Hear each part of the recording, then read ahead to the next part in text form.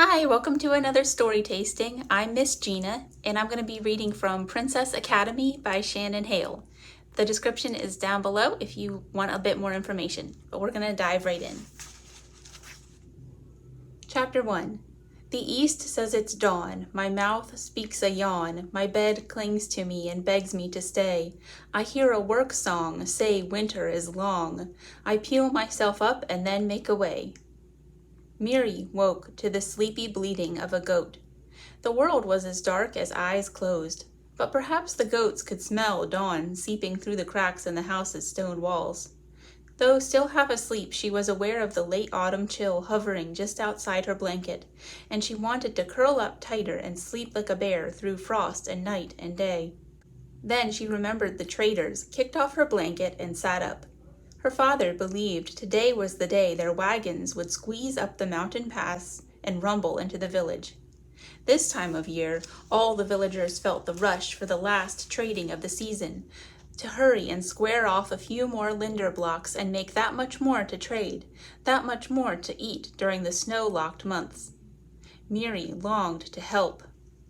Wincing at the rustle of her pea-shuck mattress, Miri stood and stepped carefully over her pa and older sister Marta, asleep on their pallets.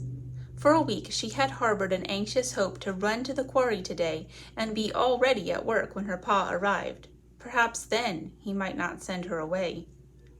She pulled her wool leggings and shirt over her sleep clothes, but she had not yet laced her first boot when a crunch of pea-shucks told her that someone else had awakened.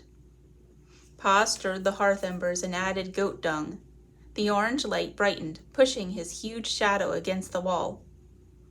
"Is it morning?" Marta leaned up on one arm and squinted at the firelight. "Just for me," said their father. He looked to where Miri stood, frozen, one foot in a boot, her hands on the laces. "No," was all he said. "Pa!" Miri stuffed her other foot in its boot and went to him, laces trailing on the dirt floor. She kept her voice casual, as though the idea had just occurred to her. "I thought that with the accidents and bad weather lately, you could use my help, just until the traders come." Pa did not say no again, but she could see by the concentrated way he pulled on his boots that he meant it. From outside wafted one of the chanting songs the workers sang as they walked to the quarry. "I hear a work song, say winter is long." The sound came closer, and with it an insistence that it was time to join in, hurry, hurry, before the workers passed by, before snow encased the mountain inside winter. The sound made Miri's heart feel squeezed between two stones. It was a unifying song and one that she was not invited to join. Embarrassed to have shown she wanted to go, Miri shrugged and said, "Oh well." She grabbed the last onion from a barrel, cut off a slice of brown goat cheese, and handed the food to her father as he opened the door. "Thank you, my flower. If the traders come today, make me proud."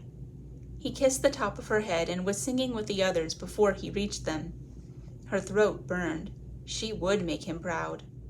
Marta helped Miri do the inside chores, sweeping the hearth and banking the coals, laying the fresh goat dung out to dry, adding more water to the salt pork soaking for dinner. As Marta sang, Miri chattered about nothing, never mentioning their pa's refusal to let her work. But gloom hung heavy on her like wet clothes, and she wanted to laugh and shake it off.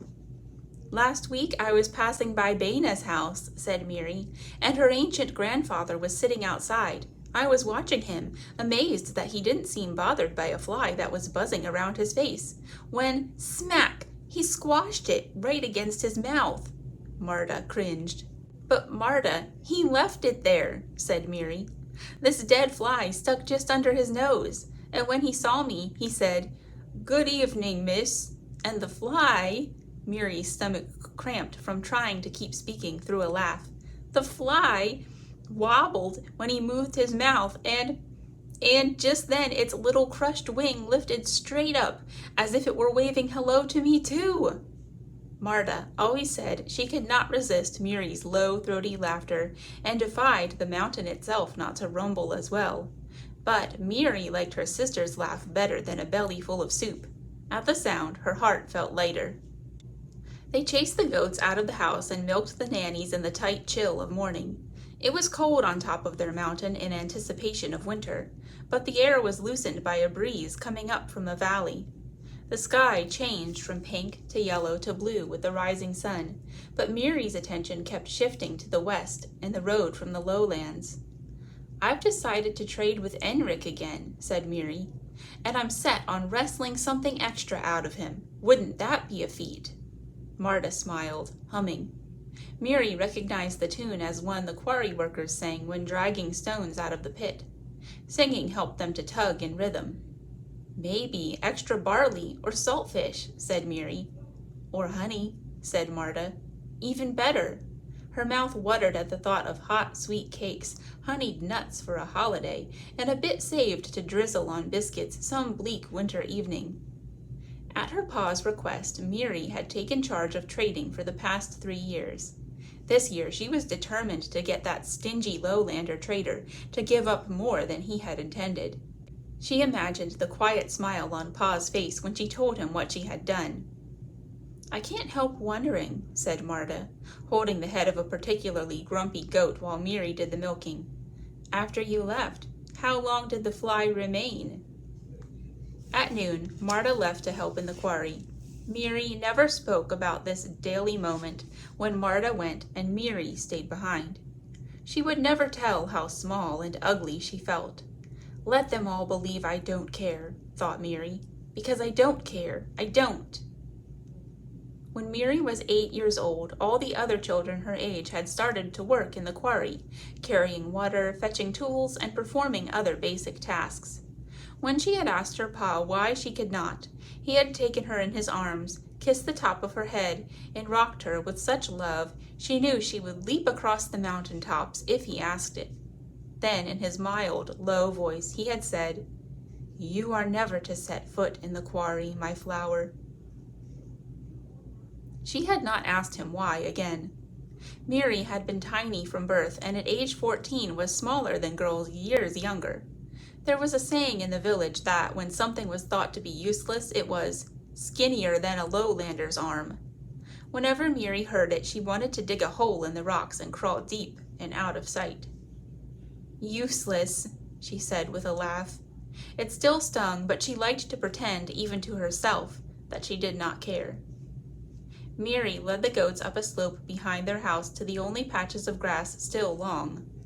By winter, the village goats worked the hilltop grasses down to stubble. In the village itself, no green things grew. Rock debris was strewn and stacked and piled, deeper than Miri could dig, and scree littered the slopes that touched the village lanes. It was the cost of living beside a quarry. Miri heard the lowlander traders complain, but she was accustomed to heaps of rock chippings underfoot, fine white dust in the air, and mallets beating out the sound of the mountain's heartbeat. Linder. It was the mountain's only crop, her village's one means of livelihood. Over centuries, whenever one quarry ran out of linder, the villagers dug a new one, moving the village of Mount Eskel into the old quarry. Each of the mountain's quarries had produced slight variations on the brilliant white stone. They had mined linder marbled with pale veins of pink, blue, green, and now silver. Miri tethered the goats to a twisted tree, sat on the shorn grass, and plucked one of the tiny pink flowers that bloomed out of cracks in the rocks. A Miri flower. The linder of the current quarry had been uncovered the day she was born, and her father had wanted to name her after the stone. "This bed of linder is the most beautiful yet," he had told her mother, "pure white with streaks of silver." But in the story that Miri had pulled out of her pa many times, her mother had refused. "I don't want a daughter named after a stone," she had said, choosing instead to name her Miri after the flower that conquered rock and climbed to face the sun. Pa had said that despite pain and weakness after giving birth, her mother would not let go of her tiny baby. A week later, her mother had died. Though Miri had no memory of it save what she created in her imagination, she thought of that week when she was held by her mother as the most precious thing she owned, and she kept the idea of it tight to her heart. Mary twirled the flower between her fingers, and the thin petals snapped off and dropped into the breeze. Folk wisdom said that she could make a wish if all the petals fell in one twirl. What could she wish for? She looked to the east, where the yellow-green slopes and flat places of Mount Eskel climbed into the gray-blue peak. To the north, a chain of mountains bounded away into forever, purple, blue, then gray. She could not see the horizon to the south, where somewhere an ocean unfolded, mysterious. To the west was the trader road that led to the pass and eventually to the lowlands and the rest of the kingdom. She could not imagine life in the lowlands any more than she could visualize an ocean. Below her, the quarry was a jangle of odd rectangular shapes, blocks half exposed, men and women working with wedges and mallets to free chunks from the mountain, levers to lift them out, and chisels to square them straight. Even from her hilltop, Miri could hear the chanting songs and the rhythms of the mallet, chisel, and lever, the sounds overlapping, the vibrations stirring the ground where she sat. A tingle in her mind and a sense of Doter, one of the quarry women, came with the faint command, "Lighten the blow." Quarry speech. Miri leaned forward at the feel of it, wanting to hear more. The workers used this way of talking without speaking aloud, so they could be heard despite the clay plugs they wore in their ears and the deafening blows of mallets. The voice of quarry speech worked only in the quarry itself, but Miri could sometimes sense the echoes when she sat nearby. She did not understand how it worked exactly, but had heard a quarry worker say that all their pounding and singing stored up rhythm in the mountain. Then, when they needed to speak to another person, the mountain used the rhythm to carry the message for them. Just now, Doter must have been telling another quarrier to lighten his strike on a wedge. How wonderful it would be, Miri thought, to sing in time, to call out in quarry speech to a friend working on another ledge, to share in the work. The Miri stem began to go limp in her fingers. What could she wish for? To be as tall as a tree? To have arms like her pa? To have an ear to hear the linder ripe for the harvest, and the power to pull it loose? But wishing for impossible things seemed an insult to the Miri flower and a slight against the God who made it. For amusement, she filled herself with impossible wishes.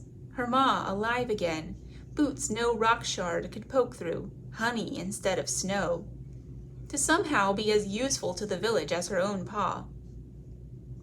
A frantic bleating pulled her attention to the base of her slope. A boy of 15 pursued a loose goat through the knee-deep stream. He was tall and lean, with a head of tawny curls and limbs still brown from the summer sun. Peter. Normally, she would shout hello, but over the past year a strange feeling had come inching into Miri, and now she was more likely to hide from him than flick pebbles at his backside. She had begun to notice things about him lately, like the pale hair on his tanned arm, and the line between his brows that deepened when he was perplexed. She liked those things. It made Miri wonder if he noticed her, too. She looked from the bald head of the Miri flower down to Peter's straw-colored hair and wanted something that she was afraid to speak. "I wish," she whispered. Did she dare?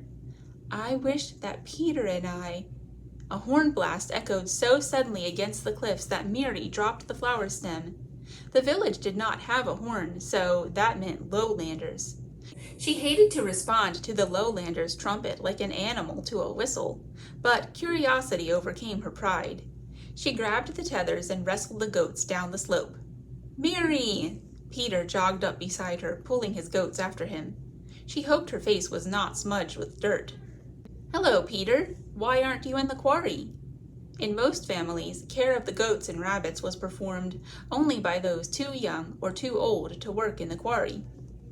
"My sister wanted to learn wedge work, and my grandmother was feeling sore in the bones, so my ma asked me to take a turn with the goats. Do you know what the trumpeting is about?"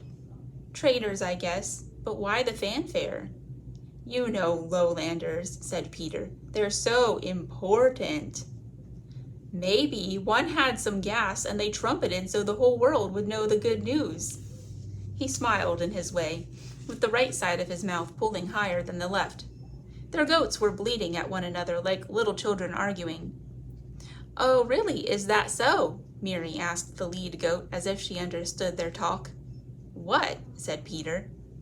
Your nanny there said that stream was so cold it scared her milk right up into her mutton chops. Peter laughed, stirring in her a desire to say something more, something clever and wonderful. But the wanting startled all her thoughts away, so she clamped her mouth shut before she said something stupid. They stopped at Miri's house to tie up the goats.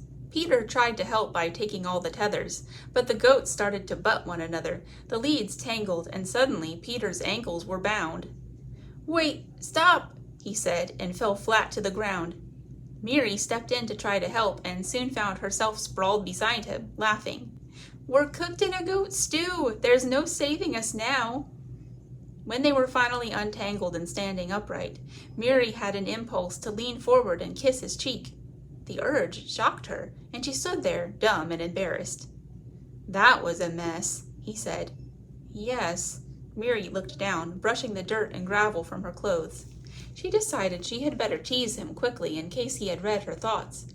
If there's one thing you're good at, Peter Dotterson, it's making a mess. That's what my ma always says, and everyone knows she's never wrong. Miri realized that the quarry was silent, and the only pounding she heard was her own heartbeat in her ears. She hoped Peter could not hear it. Another trumpet blare roused them to urgency, and they set off running. The trader wagons were lined up in the village center, waiting for business to begin, but all eyes were on a painted blue carriage that rolled into their midst. Miri had heard of carriages, but never seen one before. Someone important must have come with the traders. Peter, let's watch from... Miri started to say, but just then Baina and Liana shouted Peter's name and waved him over. Baina was as tall as Peter, with hair browner than Miri's that hit her waist when loose, and Liana, with her large eyes, was acknowledged the prettiest girl in the village. They were 2 years older than Peter, but lately he was the boy they most preferred to smile at.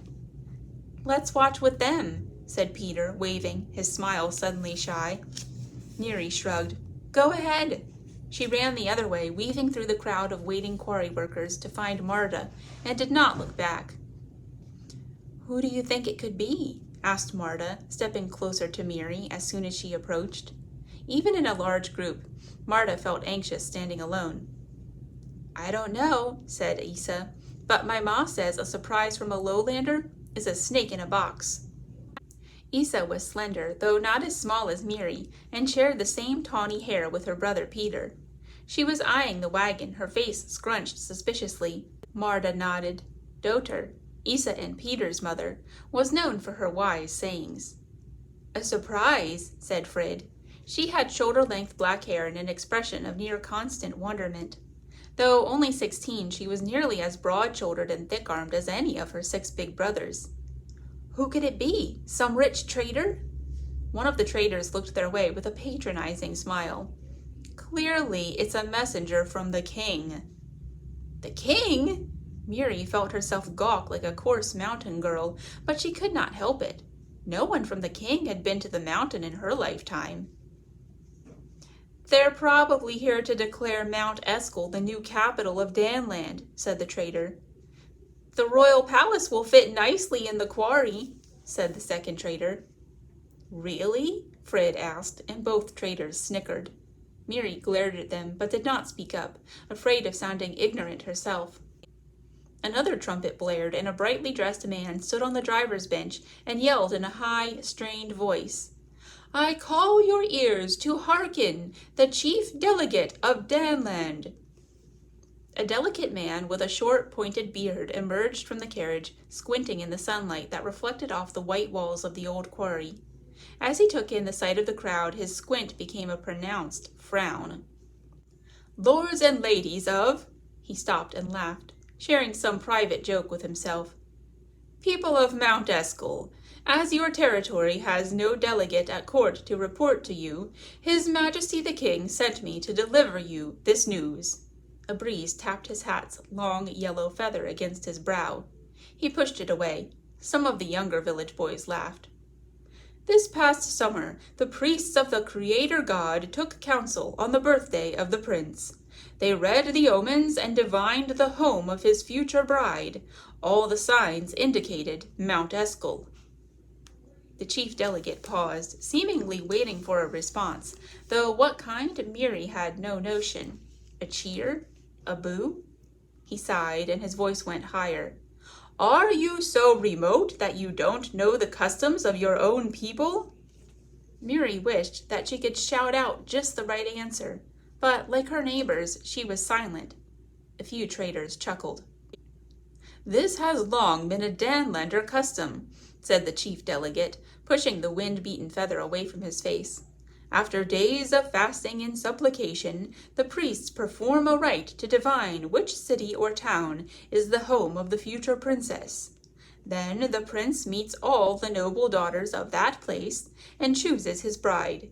You may be certain that the pronouncement of Mount Eskel shocked many Danlanders. But who are we to argue with the priests of the Creator God?